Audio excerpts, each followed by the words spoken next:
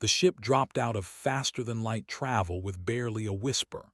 Its sleek hull reflected the distant stars as it drifted toward the small human vessel. Inside the command center, clicked his mandibles together in satisfaction. Another specimen for the Imperial Menagerie, another prize to add to his collection. The human ship was called Endeavor. It was a colonial transport, nothing impressive by galactic standards. Had seen thousands of ships in his career as head curator. This one was barely worth noticing except for one detail. The species inside was new. The database had no record of humans. That made them valuable. "Prepare the containment fields," ordered. His assistant, a younger named, moved to comply. "Standard protocols. We want them undamaged." The Endeavor didn't run. That was the first surprise. Most species either fled or fought when they encountered a collector ship. These humans did neither. Instead, they sent a communication request. Allowed it. A human appeared on the screen. He had dark hair going gray at the temples, brown skin, and eyes that seemed to take in everything at once. He wore a simple uniform with insignia that probably meant something to other humans. "This is captain of the Earth vessel Endeavor," the human said. His voice was calm, measured. "We come in peace. We're a colony ship heading to New Terra. We mean you no harm." Found this amusing, as if such a small vessel could harm a warship. "I am head curator of the Imperial Menagerie. Your species is unknown to us. We require specimens for study and display." The human's expression didn't change, but something flickered in those eyes. "We're not specimens. We're people. Sentient beings with rights and families. If you want to learn about us, we can arrange proper diplomatic channels." "That will not be necessary," said. He cut the communication and gave the order. The capture took less than 5 minutes. Technology was 3,000 years more advanced than whatever the humans possessed. Tractor beams locked onto the Endeavor.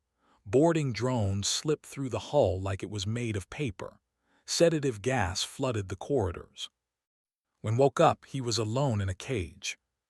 No, not a cage. They didn't use such primitive terms. It was an enclosure, a habitat, but knew a prison when he saw one. The space was large, perhaps 50 meters on each side. They had tried to recreate an Earth environment. There was grass underfoot, real or synthetic, he couldn't tell. Trees that looked almost right but were slightly wrong in their proportions. A small stream burbled through one corner. The sky above was a perfect blue with white clouds drifting lazily across it. It was all a lie. Could see the shimmer of the containment field at the edges. Beyond it, dark shapes moved, other enclosures, other prisoners. He stood slowly, testing his body. No injuries. They had been careful with their prize specimen. His uniform was intact. Even his boots were still on his feet. They'd taken his communicator and anything that could be used as a weapon, but that was expected. Walked the perimeter of his prison. His steps were measured, careful. He counted paces, noted angles, observed the field's energy pattern, the way it flickered almost imperceptibly every few seconds. Everything. A voice boomed from somewhere above. "Human, you are now part of the Imperial Menagerie of Prime. Your needs will be provided for. Do not attempt to breach the containment field. It will cause you considerable pain." Didn't respond. He continued his walk. "Your vessel has been released," the voice continued. It recognized the particular cadence. "They were allowed to continue their journey. You are the only specimen we required."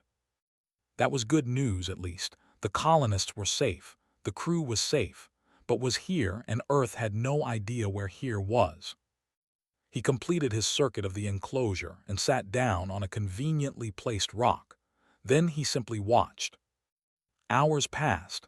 Observed the human from his office high above the menagerie floor. This was usually his favorite part, watching new specimens react to captivity. Some raged against the barriers. Others fell into despair. A few tried to bargain or plead. This human did none of those things. He just sat and watched. Perhaps the sedatives affected his cognitive functions, suggested. Didn't think so. There was too much intelligence in those eyes, too much calculation. Continue standard observation protocols, provide food and water. Let's see what he does. When the food appeared, delivered by a small drone that materialized inside the containment field, examined it carefully. It looked like standard rations, the kind any spacer would recognize. Protein paste, some kind of bread, water in a sealed container. They had done their research. Ate slowly. He drank half the water and saved the rest. Then he went back to watching. 3 days passed, established a routine. He ate when food appeared. He slept in short intervals, never more than 4 hours at a time. The rest of the time he watched. He watched the guards change shifts. They did so every 6 hours local time. He watched the maintenance drones service the containment fields. They came every 12 hours. He watched the patterns of foot traffic through the main corridors visible beyond his enclosure. Heaviest at what he assumed was local morning and evening. He watched him. The curator visited every day, standing beyond the barrier discussing the human in their clicking, chittering language. Couldn't understand the words, but he understood the tone. Curiosity mixed with satisfaction. They thought they had him figured out. They were wrong. On the 4th day, started exploring the items in his enclosure more carefully. The rock he'd been sitting on was real stone, probably imported from Earth or somewhere similar. The trees were synthetic, he'd determined, but their structure was solid. The stream was recycled water, pumped through hidden mechanisms. Everything was designed to keep a specimen comfortable but contained. They were efficient, had to give them that. They'd probably done this thousands of times with thousands of species. But they'd never caged a human before. Pulled a thin strip of metal from the underside of the rock where synthetic material met stone. It was small, barely the length of his finger, but it was conductive. He palmed it and went back to sitting. On the 5th day, he began observing the other enclosures more carefully. There were dozens of them, arranged in a vast complex that stretched as far as he could see. Each contained a different species. Some he recognized from galactic databases the Endeavor had picked up in their travels. Others were completely alien. In the enclosure to his left was something that looked like a bear crossed with a lizard. It paced endlessly, its claws scraping against barriers. To his right was a floating creature that pulsed with bioluminescence. It seemed calm, almost meditative. Beyond them were hundreds more. A living museum of the galaxy's diversity, all locked in invisible cages. Felt anger burning in his chest, but he didn't let it show. Anger was useful, but only when controlled, only when channeled properly. He'd learned that during his years in the Earth Defense Force before he'd transferred to colonial service. On the 6th day, one of the guards made a mistake. It was a small error, barely noticeable. They had grown complacent in their routine. When the maintenance drone entered its enclosure, the containment field flickered for a fraction of a second longer than usual. Noted the exact timing. 0.3 seconds, not long enough to escape, but long enough for other purposes. On the 7th day, brought visitors. A group of aristocrats, judging by their elaborate garments and hovering attendants. They pointed at and made sounds that were probably laughter. One of them tapped the containment field, sending ripples across its surface. Met's eyes and smiled. It wasn't a friendly expression. It was the smile of someone who knew something you didn't. Felt a chill run down his spine. He'd seen that look before, in the eyes of predators from death worlds. The kind of creatures that made his species' instincts scream warnings. But that was impossible. Humans were from a standard Class M world. They were primates, tool users certainly, but nothing special. The preliminary reports had said so. After the visitors left, pulled up Earth's file again. Gravity, 1 standard. Atmosphere, oxygen-nitrogen mix, typical. Dominant species, bipedal mammals, social structure, basic technology. Nothing concerning. He made a note to conduct more detailed observations. There was something about this human that bothered him, something he couldn't quite define. Spent the evening watching the stars through the false sky above. They were real stars, he determined, visible through a transparent ceiling. He didn't recognize the constellations.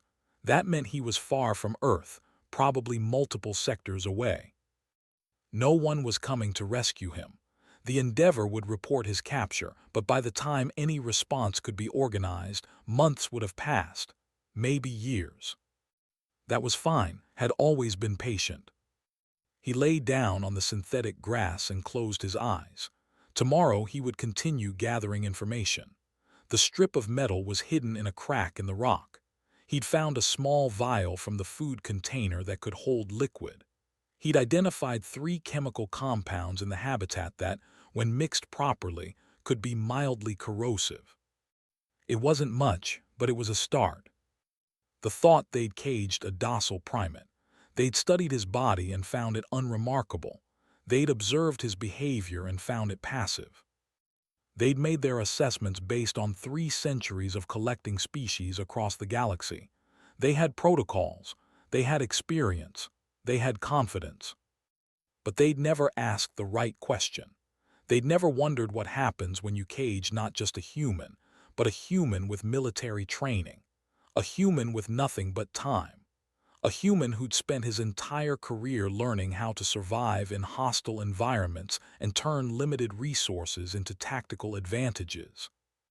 They'd never considered what humanity had spent 10,000 years perfecting, the art of escaping from cages. As drifted off to sleep, his last conscious thought was simple and cold. They would learn soon. 3 weeks had passed since capture. In that time he'd become what considered a model specimen. The human ate regularly, slept on a predictable schedule, and showed no signs of distress. He even seemed to have accepted his situation. Couldn't have been more wrong. Had spent every waking moment gathering intelligence. He'd memorized the guard rotations down to the minute. Morning shift, 6 guards less experienced, prone to casual conversation. Evening shift, 4 guards veterans more alert but predictable in their routes. Night shift, 3 guards often bored, sometimes sleeping at their posts. The maintenance drones came like clockwork. Every 12 hours they serviced the containment fields, starting with the westernmost enclosures and working east. The pattern never varied. Efficiency was the way. Had also been collecting materials. The metal strip had been joined by a second piece, carefully extracted from the water dispenser's housing. The vial now contained a mixture of cleaning solution, residue, and minerals concentrated from the stream water. It wasn't enough to melt through the containment field, but it could corrode certain metals. More importantly had been watching the other prisoners. The bear lizard creature had calmed down after the first week, but had noticed something. When it roared, which it did occasionally, the containment fields throughout the section flickered slightly. The energy grid was connected. Overload one point and the whole system had to compensate. On day 22, overheard something that changed everything. And were conducting their daily inspection. They spoke in their own language but had been listening carefully for weeks. He'd picked up words, patterns, meanings. He wasn't fluent, but he understood enough. The second team departs tomorrow, was saying. Coordinates locked for the human. Excellent, replied. Earth promises to be a rich source. The preliminary surveys suggest multiple subspecies. We'll need at least a dozen more specimens to properly represent the diversity. His blood went cold. They were going back to Earth, not for diplomacy, for more prisoners. That night didn't sleep. He sat in the darkness of his false habitat and planned. The time for patience was over. The time for observation had ended. Now it was time to act. He started with the water dispenser. Using his collected metal strips, he carefully opened the access panel. Inside was a simple mechanism, a pump, a filter, a control circuit. The technology was advanced, but the basic principles were universal. Had repaired similar systems 100 times on colony ships. He didn't break the dispenser. Instead, the control circuit was designed to be tamper-proof, but that assumed the tampering would come from primitive tools. Used the metal strips to create a makeshift connector, bridging circuits in a pattern the designers never anticipated. When he was done, the dispenser still worked normally, but now it responded to a specific sequence of button presses that would cause it to overload its pump, creating a power surge that would feed back through the maintenance network. Next was the containment field itself. Had studied its patterns for weeks. He knew its refresh rate, its power consumption, its weaknesses. The field was strongest at the boundaries, weakest near the emitters, and the emitters, like everything, were efficient to the point of vulnerability. Placed his corrosive mixture at the base of the nearest emitter during the maintenance cycle, when the field was briefly lowered for drone access. The liquid began its slow work, eating away at the protective casing. It would take time, that was fine, had learned patience. On day 23, the bear lizard creature in the next enclosure became agitated. It paced and growled, its massive body tense. Watched it carefully. Something had disturbed it. Maybe the guards had done something. Maybe it sensed a storm coming. Animals had instincts humans had lost. Or maybe thought it was responding to the subtle stress in the air, the kind of stress that came before violence. He waited until the evening shift change. Then he activated his modified water dispenser with a specific sequence. The pump began to overload, slowly at first, then faster. Power surged through the maintenance network. The bear lizard's containment field flickered. The creature noticed immediately. It roared, a sound that shook the air. The field flickered again, struggling to maintain cohesion under the unexpected power fluctuation. The creature charged the barrier. Alarms blared throughout the facility. Guards rushed toward the bear lizard's enclosure, stun weapons ready. They were well-trained, noted, efficient, but they were focused on the obvious threat. They didn't notice the human's containment field failing in the chaos. The corrosive mixture had done its work. The emitter's casing cracked. Energy bled away. Didn't hesitate. He threw himself at the weakened section of the field. It felt like hitting electrified water, a sensation of resistance and pain, but it wasn't strong enough to stop him. He pushed through, feeling his skin burn, his muscles scream. Then he was out. The guards still hadn't noticed. They were managing the bear lizard situation, forcing the creature back with coordinated stun blasts. Moved quickly, staying low, using the enclosures as cover. He'd memorized the layout. 3 corridors north, then west, then a maintenance shaft that led to the central control room. He'd watched technicians use it dozens of times. The first corridor was empty. The second had a single guard who was running toward the commotion, not away from it. Let him pass. The third corridor had a locked door. Used the metal strips to short the lock. Primitive technique, but effective. The door slid open. The maintenance shaft was exactly where it should be. He climbed, hand over hand, up through the narrow passage. His muscles ached. He was in good shape for a 52-year-old man, but 3 weeks of captivity had taken their toll. He pushed through the pain. The shaft opened into a service corridor. Emerged carefully, checking for guards. Empty. The alarms were still blaring. The facility's attention was entirely on the bear lizard incident. Allowed himself a small smile. Humans had been causing distractions to escape confinement since the first prison was built. The central control room was ahead. Had watched technicians enter and exit through a large door with biometric locks. He couldn't bypass those, but he didn't need to. There was a ventilation grate 3 meters off the ground. Dragged a equipment crate over, climbed up, and removed the grate. The ventilation system was large enough to crawl through, barely. He squeezed inside and began moving through the ducts. The metal was cold against his skin. The space was claustrophobic. Had never liked tight spaces, but he'd learned to manage his fears. Fear was just another resource to be controlled and used. The duct opened above the control room. Through the grate, could see two technicians working frantically at their stations, trying to manage the crisis. They were too focused on their screens to look up. Waited patience, always patience. One technician left to check on something. The other remained but turned away from his position. This was the moment. Dropped from the vent, he landed behind the remaining technician and immediately applied a chokehold. Not to kill, just to render unconscious. The struggled briefly, then went limp. Laid him down gently and turned to the control station. The interface was alien, but the logic was universal. Power controls here, communications there, security protocols in this section. He worked quickly. First, he locked the control room door. That would buy him minutes at best. Second, he accessed the communications array. The system was powerful, capable of faster-than-light transmissions across vast distances. Began recording a message. His voice was steady, clear. "This is Captain of the Earth vessel Endeavor. I am transmitting from the Imperial Menagerie on Prime. They are slavers who capture sentient beings for display.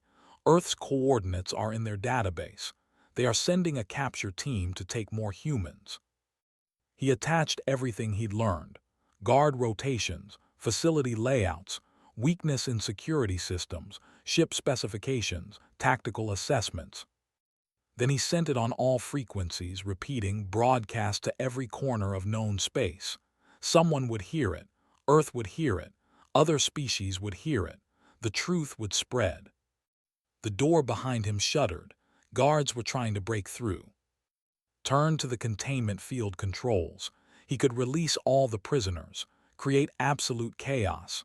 Part of him wanted to. These creatures deserved freedom. But that would be dangerous. Many of them were predators, some were violent. Releasing them all could cause a bloodbath. Instead, carefully selected specific enclosures, creatures that were intelligent, creatures that had been watching, like him, waiting for an opportunity. He released 17 of them. The facility erupted into true chaos. Alarms changed pitch. Guards were suddenly dealing not with one escaped specimen but with 18. And these weren't panicked animals. They were calculating minds who'd been planning their own escapes. Accessed the database next. He downloaded everything he could about their star charts, their military capabilities, their political structure, information Earth would need. The door was giving way. Could hear his voice shouting orders. He had one more thing to do. Access the security footage from his own capture. He found the records of other captures, hundreds of them, thousands, species after species, taken from their homes and locked in cages. He broadcast those too, evidence that would damn thee in the eyes of the galactic community. The door burst open. Guards poured in, weapons raised. Stood behind them, his mandibles clicking in rage. "Human, you have made a terrible mistake." Stood calmly, hands raised. "No, you made the mistake, you caged a human." They stunned him. The last thing saw before darkness took him was expression, not just anger, fear. The curator finally understood what he'd brought into his menagerie. When woke, he was back in his enclosure, but everything had changed. Guards stood at every corner, weapons trained on him constantly. The other escaped prisoners had been recaptured, but it had taken hours. Damage to the facility was extensive. And its message was spreading across the galaxy. The transmission had reached Earth Defense Fleet Command exactly 11 hours after broadcasted. The message was clear, damning, and backed by irrefutable evidence. Within minutes, humanity mobilized. Admiral Sarah stood on the bridge of the EDF Valiant, watching the tactical display. 23 ships, every vessel Earth could spare, had assembled in record time. They weren't going to negotiate. They weren't going to make diplomatic overtures. They were going to war. "Ma'am, we've got incoming communications from 17 different species," her communications officer reported. "They're all asking to join the fleet." Raised an eyebrow. 17. "Yes, ma'am, they've all been victims of collection. They saw Captain's broadcast. They want in. The Admiral allowed herself a grim smile. Tell them they're welcome. Transmit formation patterns and jump coordinates. Back on Prime was discovering the magnitude of his error. The humans' broadcast had done more than alert Earth. It had awakened something in the galactic community, something that had been festering for centuries. Resentment. They had taken specimens from hundreds of worlds. They'd always claimed it was for science, for preservation, for the good of the galaxy. Most species had accepted this, either too weak to resist or too intimidated by military might. But now they had proof, video evidence of captures, database records of thousands of sentient beings held in captivity, and most damning of all, they had tactical analysis from a military mind that laid bare every weakness in the system. Species across the galaxy were closing their borders. Trade agreements were being revoked. The empire, which had stood for 3 centuries, was crumbling. And at the center of it all was a single human in a cage. Visited on the second day after his recapture, the curator looked haggard, his mandibles clicking in agitation. "What have you done?" he demanded. Sat on his rock, calm as ever. "I warned you. I told you we don't accept captivity. You didn't listen. One message cannot destroy an empire." "It's not about the message," said. "It's about what the message represents. You thought you could take anyone you wanted. You thought power gave you that right. But you were building resentment, creating enemies, making mistakes. I just lit the fuse." His translator carried something that might have been despair. "The Council is demanding answers. The military is being recalled from the borders. We're vulnerable for the first time in centuries. All because of you." "No," corrected, "all because of you. You chose to cage sentient beings. You chose to ignore their rights, their dignity, their warnings. I'm just the consequence." Before could respond, alarms blared throughout the facility. Different alarms this time, not escape warnings, battle stations. "Impossible," whispered, checking his communication device. His expression turned to horror. "A fleet, 23 human vessels and 47 allied ships. They're here. They're in our system." Stood, "I'd recommend you surrender. Humans are patient when we need to be. But when you take one of ours, when you threaten our home, we're something else entirely." The battle was brief and decisive. The home defense fleet was substantial, but they were unprepared. They'd grown complacent, confident in their superiority. They'd never faced a coordinated attack from multiple species. The human ships fought with a ferocity that shocked the. They didn't retreat when damaged. They didn't hesitate when outnumbered. They pressed forward with relentless determination. But it was the allied species that truly broke the defense. 47 ships representing dozens of worlds that had suffered under collection. They'd been waiting for someone to strike first, someone to prove the Empire wasn't invincible. Captain had given them that proof. Within 6 hours, the orbital defenses were neutralized. Admiral's fleet took position above Prime.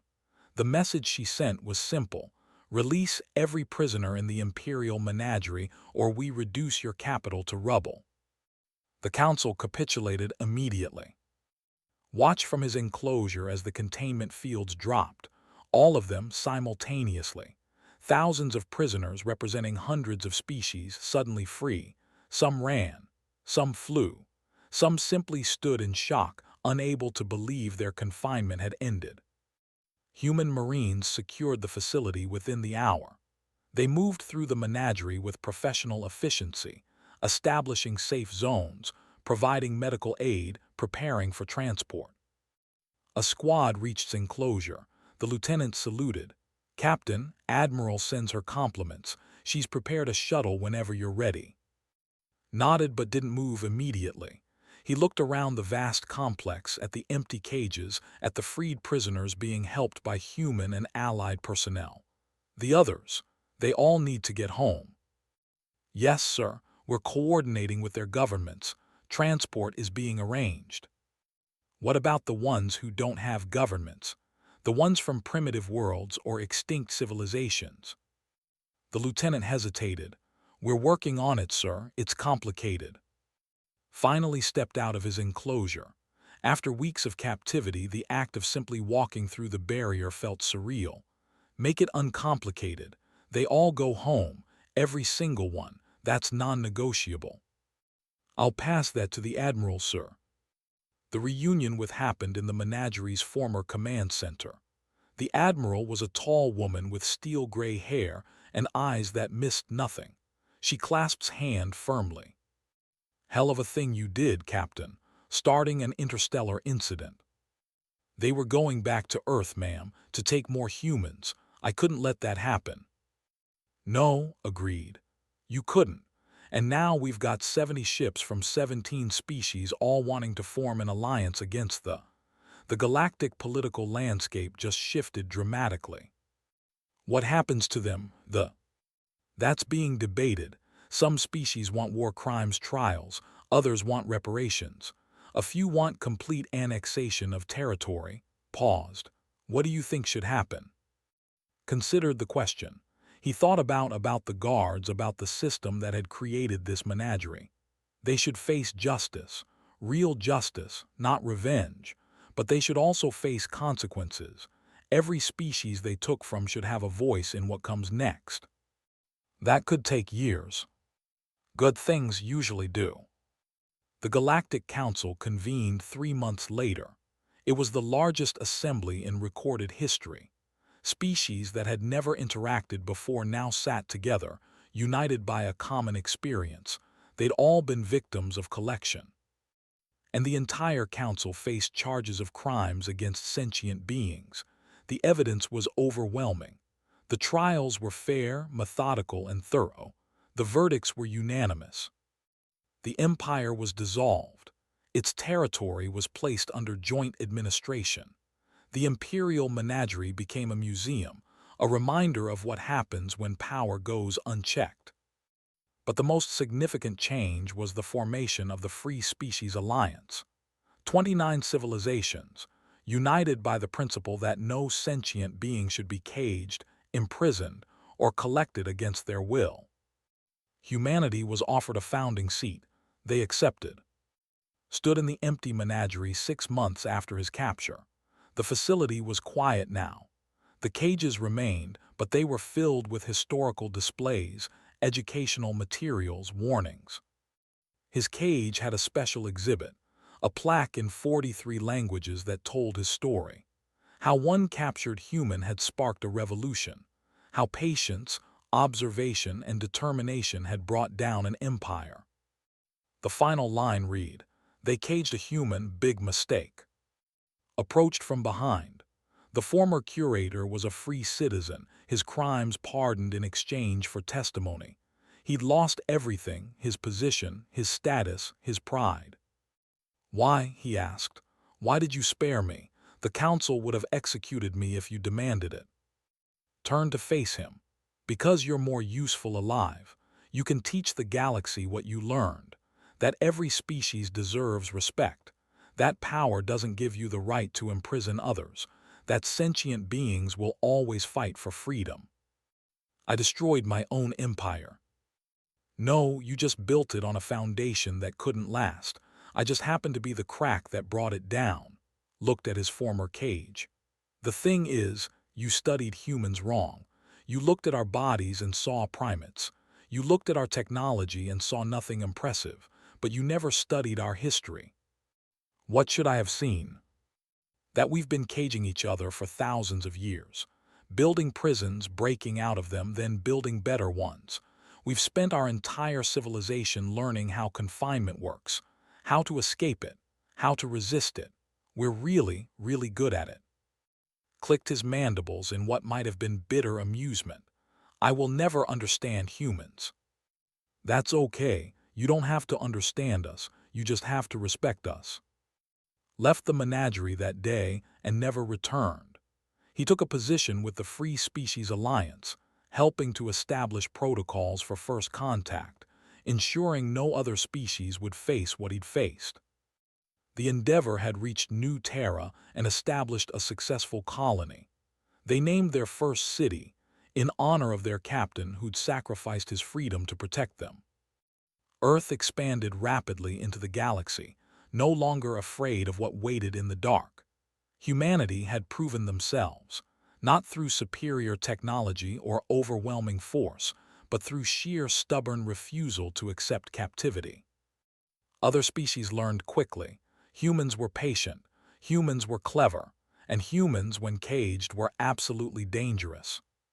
3 years after capture, a minor empire called the Vex attempted to establish a collection program similar to this. They managed to capture 2 humans from a mining colony. The humans escaped within 4 days. They freed every prisoner, broadcast evidence across the galaxy, and provided tactical analysis that led to the Vex government's complete collapse. The pattern repeated twice more with other species. Each time, humans proved the same lesson. You can cage them, but you can't keep them caged, and when they break free, they'll make sure it never happens again. Eventually, the galaxy learned. A new law was established, passed unanimously by the Free Species Alliance and adopted by 90% of known civilizations. It was simple, direct, and unambiguous. Never cage a human. Retired at 60, settling on New Terra with his family. He wrote a book about his experience, not glorifying it but using it as a teaching tool. How to resist captivity, how to survive impossible situations, how to turn weakness into strength. The book became required reading at every human military academy. On his 75th birthday, received a message from an unlikely source. A young named grandson of, who had just been appointed as head of the Cooperation Institute. "Thank you," the message said, "for teaching us what we should have learned centuries ago, that every sentient being deserves freedom. We will never forget that lesson." Smiled and sent back a simple reply, "Good, don't." He spent his final years watching humanity spread across the stars, no longer as newcomers but as respected members of the galactic community. They brought with them their stubborn refusal to accept injustice, their ability to turn limitation into advantage, their absolute insistence on freedom. And everywhere they went, every species they met, the message was clear. You can trade with humans, you can ally with humans, you can befriend humans, but you cannot cage them. The galaxy had learned that lesson the hard way. When died at 83, flags across 47 worlds flew at half-mast. The Free Species Alliance declared a day of remembrance, and in the museum that had once been the Imperial Menagerie, they added a new inscription to his exhibit. He was captured by an empire. He freed a galaxy. It would have said, a bit dramatic, but it was also true. One human, one cage, one moment of underestimation had changed the course of galactic history. They had made a simple mistake.